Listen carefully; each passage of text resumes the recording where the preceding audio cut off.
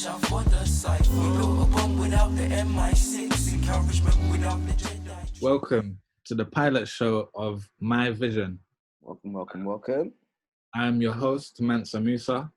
Co-host Wakasi. Big up. What's poppin', my guy? What's good? All good yourself? Yeah, blessed. It's raining, so that's killing my vibe right now. London vibes. The city we grew up in. But yeah, let's jump into these new tracks by, we can definitely say, my favorite artist. It's undebatable at this point who your favorite artist is. And you got quite lucky this week, actually. To be fair, well, the past 2 weeks you got a nice two drops for yourself. What's this, Joey and J. Cole? Yeah. 2 J's. Come on. They keep it right now. They're bringing the heat for this Summertime. I have to eat it up, innit? Literally. So yeah, I'm gonna share my screen and then we'll get straight into it. Say no more. But yeah, what's the first track called? So this first track is J. Cole, The Climb Back. And you'll see how I flip like exclamation points. My niggas shoot first as if they never played them. That is The Climb Back. The fucking Climb Back. So my mind just jumped over there. I'm here now. Really? Yeah, do you want to discuss the rip of the song? Okay. You want to discuss this song and then get on to the next one, yeah? Yeah. All right, cool. So what were we saying? What was your initial reaction when you first heard that then? So I literally went into this. I first listened to, you know that track with JID? Is it Off? Yeah. Off These? What?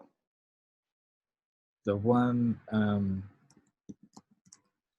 need to find a name. Yeah, Off These.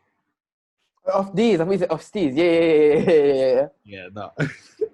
Off These. I listened to that track here and I was like, you know, yeah, for me, and as a person that's been listening to J. Cole for a while, yeah, when I love the fact that he jumped when he's on features, yeah. He's just fine. He's just in a different realm, I feel. Yeah. On features. Now, what I can say about this now, The Climb Back, is that I feel he's brought the real back. Oh yeah, for sure, 100. Like, yeah, his old school flavor with his new feature aspect. Yeah. Into this, what he's produced now. I think he's finding that balance because people were saying before J. Cole's boring, and now he went on that feature run. What he did is you might think I'm boring. Cool, hold these verses in it. You can see that man will jump on this, jump on that, and still shut it down. And doesn't matter who it is, how it's going, I'm gonna still come out with the best verse. Now, even if you check the first lyrics when he came out of the verse on that, it was like, I need was it like 7 figures after that, 0 after that, whatever, some shit like that. Yeah. And that was like, I'm gonna grab you ignorant ones in it. The ones before I give you the message, I'm gonna make you that he's talking money in it.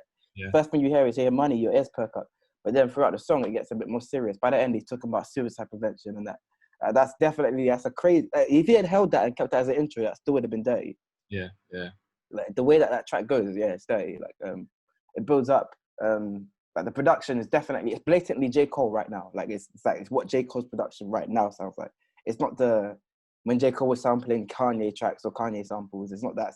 It's like the current J. Cole. But what I would like to hear more of is more artists on J. Cole production. Like there's a lot of artists that we haven't heard on J. Cole production or any crazy J. Cole production. Like a person like Drake, why aren't we hearing him on J. Cole production? Well, yeah.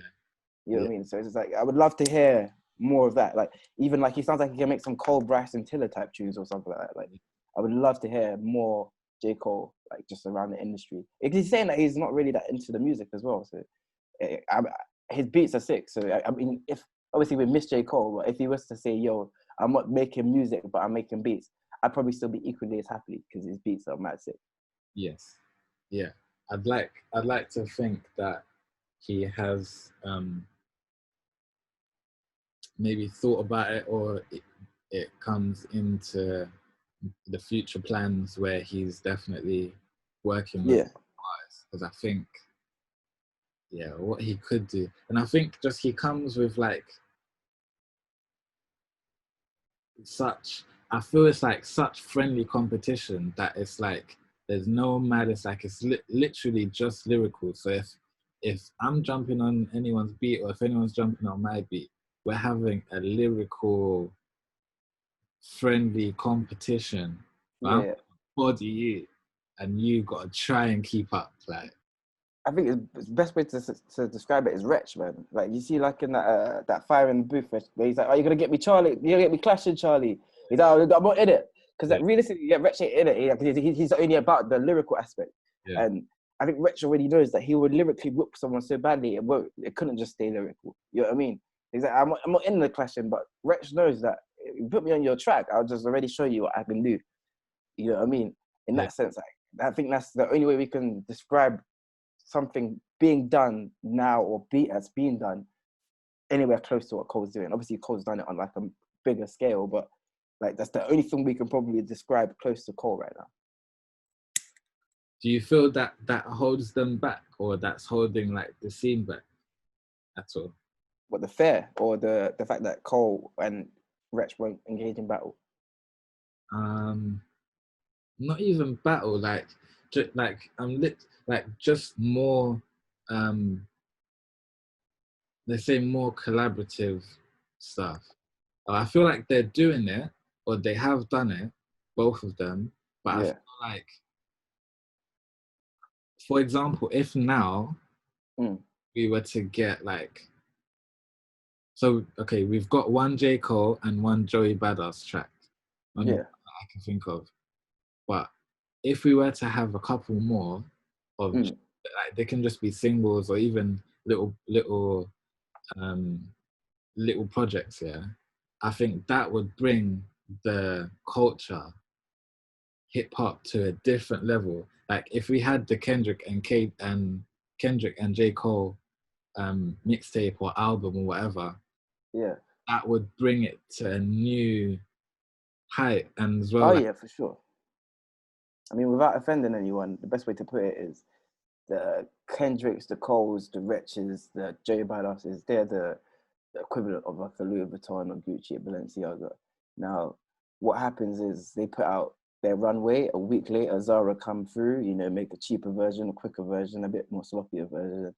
And then that's it, innit? What happens is these men, they take their time to make their clothing. They take their time to make their music. yeah, And because they're not like stashing shit out at quick rate, easy to get, blah, blah, blah. Like music, and on a whole, hip hop has become Zara, rather than being higher fashion, which it could be. It could be just elite artists, but because the not so elite artists are pumping out music much faster at a not so great rate. No, not so great. I guess quality rate in that sense. That's what hip hop has become. So yeah, like I was saying, if they were to do these collaborative things, like if Kendrick and Cole was to drop a tape, and then Jay Badass was to go like, all right, cool, we're doing this Pereira thing, and we're gonna drop like 2 Pereira projects this year. I'm gonna drop solo, and then fucking Lupe Fiasco was like, I'm coming out of retirement, I'm dropping, and then the next one was like, all right, we're doing this and we're doing that. Of course, the real will be back, but the real don't work. It's not that the real don't work. The real don't release. Should I say?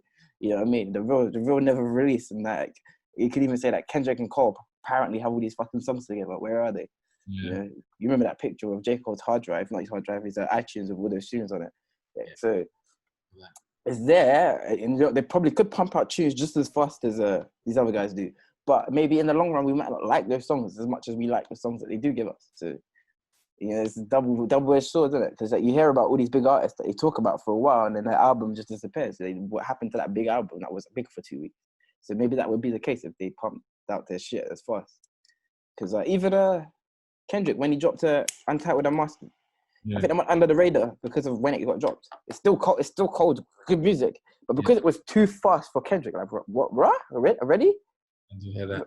I feel like it still kind of went under the radar than what like Timber Butterfly compared to Damn. Do you know what I mean? Even though it was smaller track list, and yeah, it's unmastered. I don't care. It would have been bigger if it was like if it dropped like a year later. Mm. Just Yeah. because they have that hunger they let you have. You know what I mean? For more. So what if there was more than like DJ Khaled type mixtapes or albums? I think that would be good, where we've got a producer, and then the producer has multiple different artists on the mixtape. I I think. mean, yeah, that would be cold. But I mean, we have those with Khaled, and with Khaled kind of shows how. The thing with Khaled, obviously, he's chasing the bag. But if you look at the Khaled albums over time, you see how music is, how hip hop has changed. You know, listen, when we got into Khaled compared to Khaled now, like, cool. Yeah, no, I definitely hear it. But I mean, even the like one of J. Cole, or just hearing like J. Cole on other artists, on other producers' beats as well. Like Yeah, that track, the Kanye track. Looking for trouble. no, Hell's Kitchen. Hell's Kitchen. Oh, wait. Not even Hell's Kitchen. I think it's Jermaine's interlude. But it's I one know- of the songs where he's on it with DJ Khaled, and Yeah, it's Jermaine's interlude. he's just bodied it. Yeah. But that's the thing is that Khaled still catches those cold ones though, like you know that Nas track and all that, and yeah, Cole definitely caught a body with that. But more time when we hear Cole's albums, is it him that produces all of it? Though? I believe so. I can't say yeah, but I believe so.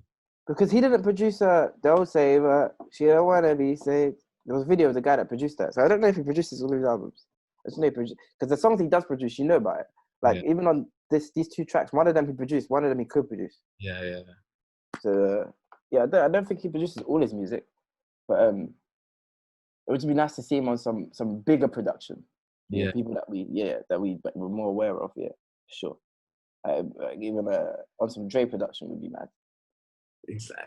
But then would we ever hear it? I was having this conversation the other day, blood. When Dre dies, his fucking hard drive's gonna go for like 5 milli plus, blood. And then I was even saying, like, think about it, yeah. And you think about how time is moving, yeah. Just a quick tangent. How will we be consuming music by the time that hard drive is released? Oh yeah. Do you know what I mean? It's crazy. Yeah. Don't know, did you see the Elon Musk chip? That he wants to put in my man's in the brains. Yeah. With the Joe Rogan. Yes, I'm just saying that, right, you could be downloading a thing on there, blood. Like, who knows, man? I'm just pressing play on their forehead and that, like, boop, yeah. But, so, but it would be nice to see him on some different production, though. And we go back to back. And if not, it's like Amy and Andre, we're back to black. I'ma do my thing, slide it, you can handle that. It's TV and mine.